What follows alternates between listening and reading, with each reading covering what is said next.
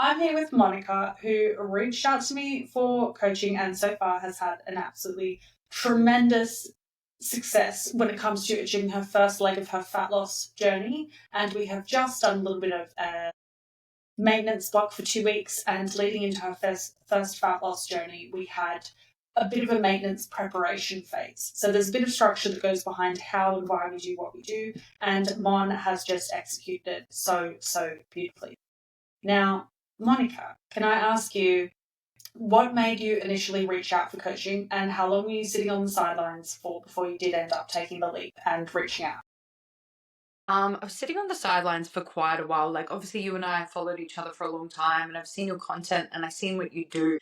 Um, and I think I got to the point where I was just like, I need help. Like, I need guidance. I need somebody who's, I'd like to think I'm educated somewhat, but nowhere near as much education as you have. And I was like, I need somebody in that space who's educated, knowledgeable, that can guide me and not necessarily push, but just be there as that guiding force and that support. It was a while, it was a few months, and then I was just like, I need the help. So that's when I reached out and I was like, I'm ready. Like, let's do it. Yeah. I feel like as well when you did reach out, I could sense the frustration, but also the desire for sort of that little bit of, I don't want to say feminine leadership, but just a deeper No, it understanding of is. like when the moon's doing weird shit, when our cycle's doing weird shit, it's like having that sense of sort of compassion around it instead of questioning what's going on. And I think that Yeah, obviously comes with having a cycle as well and being in tune with that education too. absolutely. Yeah. That was definitely one of the deciding factors as well, because you are so knowledgeable in that area and you do cater to that as well. I think a lot of coaches kind of forget that, especially about women. So that was one of the things that really guided me towards you as well. Yeah, well, thank you, thank you. Now, when it comes to your initial goals, what were your initial goals when signing up, and what have you achieved so far since we've been working together over the last few months? I think my initial goals were definitely between 4 to 5 kilos of fat loss or weight loss, and also building my muscle, like mind to muscle connection, instead of just training to train, which is kind of what I was doing before. And I've been training on and off for 10 years, as opposed to having intentional training, and I needed help with that, and you've helped me. Like, I wanted to intently train, and that's what I've definitely achieved, which is really nice to see. Yeah, I love that. And that's something as well where you were already strong and you were already lifting with pretty good technique, but taking it to that next level so that you could see the muscular changes in your physique, especially as we've cut down the body fat. We've now lost that initial 4 to 6 kilo goal and we're embarking on our next 4 to 6 kilo jump, which is exciting. Did you think, and did you, I guess, believe in yourself thinking it would be able to happen so seamlessly? No, I really, really I didn't. love I that. thought it was What if going you to be I thought it was going to be a lot harder than what it actually was, because I was like, oh, I mentally prepped myself before. I was like, this is going to be so hard. You're going to have to focus so much and da da da da da. But it kind of just, don't get me wrong, you have your ups and downs, but it would just like flowed. And I think with your support and your guidance, it just flowed. Like, it just seemed effortless. Yeah, definitely. And that's the one support where it's not just given a program and sort of sent on your way, but we do try and do our best to be there on the daily, especially Monday to Friday, to make sure you are ticking things off and you've got your little bit of an accountability coach by your side every day of the week, not just sort of like at the start of the week at checking like, looking at the last 7 days, you failed, so we need to make adjustments. But instead, yeah, we really pride ourselves on that daily sort of support. So thank you. What would you say that you struggled with before? My relationship with food, I think. I think, like, one thing that you always say and that kind of stands out is like, when you're hungry, like, you're not going to die. Like, you're not going to starve to death. And when you think like, I need to eat this, I'm never going to be able to. My thing is like, I love food and I love trying new foods and I love any type of food. So it was like creating that better relationship with like, okay, I can't have this right now, but it doesn't mean I'm never going to be able to eat it again. That, I think, rationalizing with yourself. Yeah. Well, and knowing as well how quickly the first sort of 8 weeks flew by of your dieting phase, and then by the time we brought your calories up, there was no sort of desire, or I guess state of lack would be a good way to put it. Where the moment we brought your calories up for a maintenance break, it was like I've got to eat everything. but instead it was like, I want to continue being this focused, because you were able to see your results from the focus that you put in as well. Correct, yeah. That was massive, yeah, for sure. Yeah. And then what would you say in terms of your maintenance block? What would you say really stuck out for you with the high calories after dieting? Because that's something a lot of women will often fear, is increasing the calories after we've just been in a fat loss phase. So what was your experience like in that 2-week maintenance block? It was just really nice. It was just really easy. I think in the first couple of days you struggle a little bit with that extra food intake because your mind does go to the like, well, hang on, we're eating so much more. Are we just going to put the weight back on? Like, what's going to happen? But I think once you can get over that state, it's just like a nice feeling to be able to eat a bit more and enjoy that. And yeah, I really enjoyed. But to be honest, by the second week, I was like, okay, I'm ready. I'm ready to go again. Like, let's do the next fat loss phase. Yeah. It was good. Yeah, nice. And then what did you notice with sleep improvements or training performance improvements, general mood with the extra food, digestion? Digestion, I think I struggled a little bit. My moods, my strength in training was like, oh my God, I'm so strong. I think I hit my like best PBs with that extra fuel, which was really nice. And sleep was all good as well. Like, yeah, it was just really nice to be able to. I think I've never really known a coach to have that diet break. And I think it's so necessary, like you said, to reset your body, and because you can't just keep going on a deficit for so long. So it's just nice to refuel, and sleep was good, digestion eased off, and yeah, training was like an animal. Love it. We love that. Training like an animal is like numero one of the main things to focus on. Now we've been back in your diet for about a week. How are you feeling now? Good. Like, I thought that with the food drop off, my strength, like I said, in the gym I had this thought that it was going to drop off massively, but it hasn't.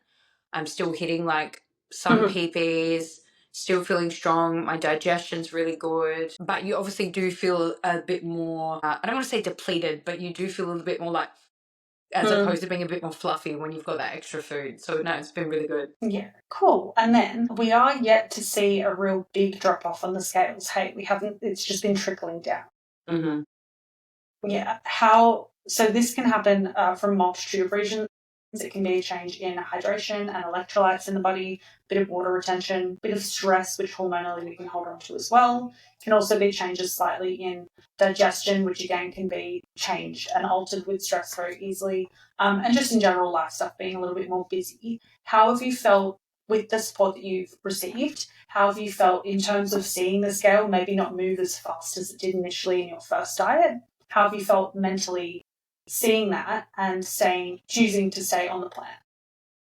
I think with the way like your support and with the way that you explain things and like why that could be, there's these different reasons as opposed to my mind just being like, you're not working hard enough.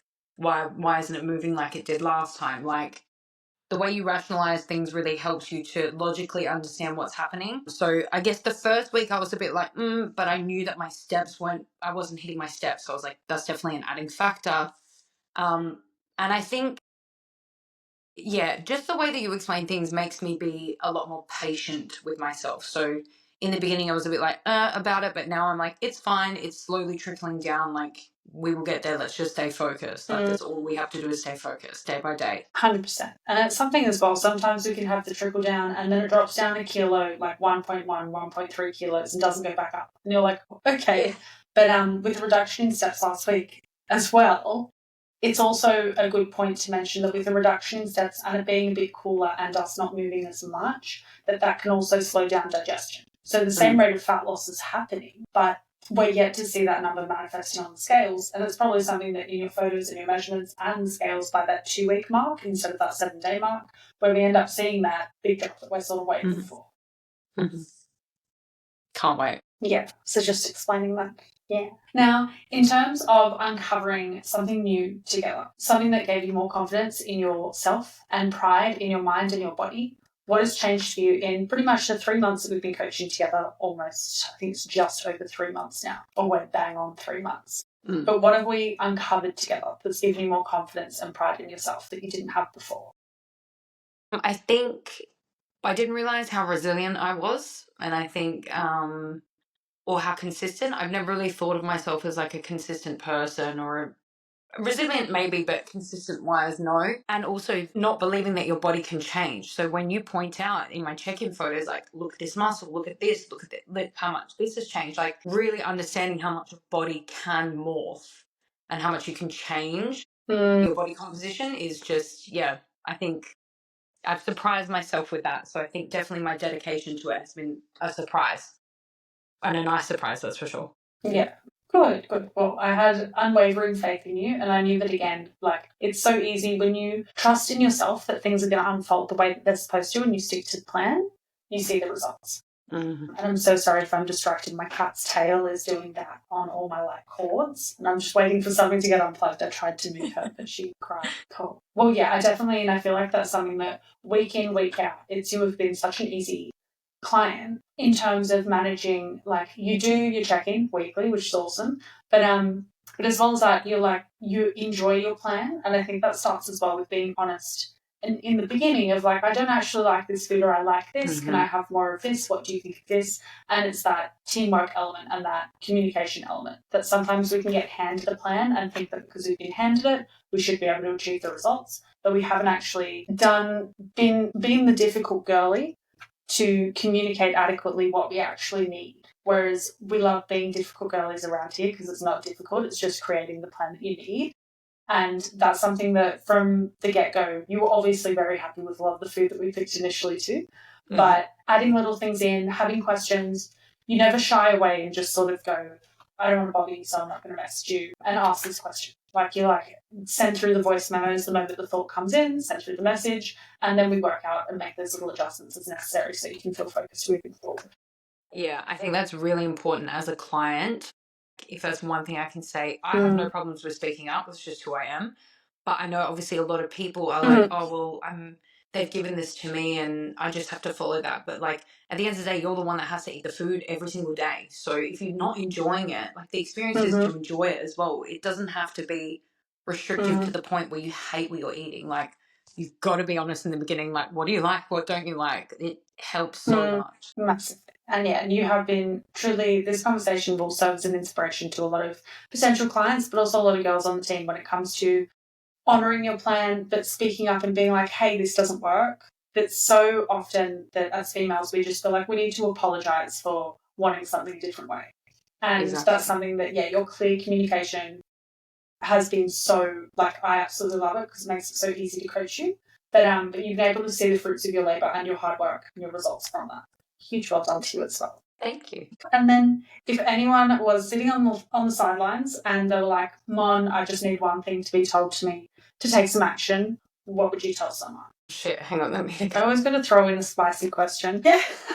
I think just do it, like, because I think a lot of people are scared. This was a big thing about me is I was like, what if I fail? Like, what if I forget about even the fact that I'm paying for a service? What if I try and I fail? And I think everyone's so scared of that failure, which is normal. That's fine. We all, like, fear is the worst thing. But I think the best thing I can say, and like your support through the moments where I'm having like a cooked moment where I'm like, I don't know about this or this, like speak up about it. Like, don't be scared to fail. And if you do fail, pick yourself up and move on. Like, it's not the end of the world. You just have to keep going. Like, there's no right or wrong path. It's your journey, and you can't be scared of that. You have to learn from your mistakes as well. So if that's what's stopping anyone, please don't let fear win over it. Like, you're so much more stronger than that. I love that. And it's coming from a true inspiration. Thank you so much for sharing. It's, yeah, honestly, if we didn't fail and we didn't make mistakes in life, then it would be really boring and very sort of sheltered. Like the whole point, yeah, the beauty of the reward comes with the efforts that are applied to it. If you just got things for free, we don't even look after them well when we get things for free versus when we actually have to put in some effort. So, yeah, exactly. You've been absolutely amazing. But yeah, thank you. Thank you. Thanks.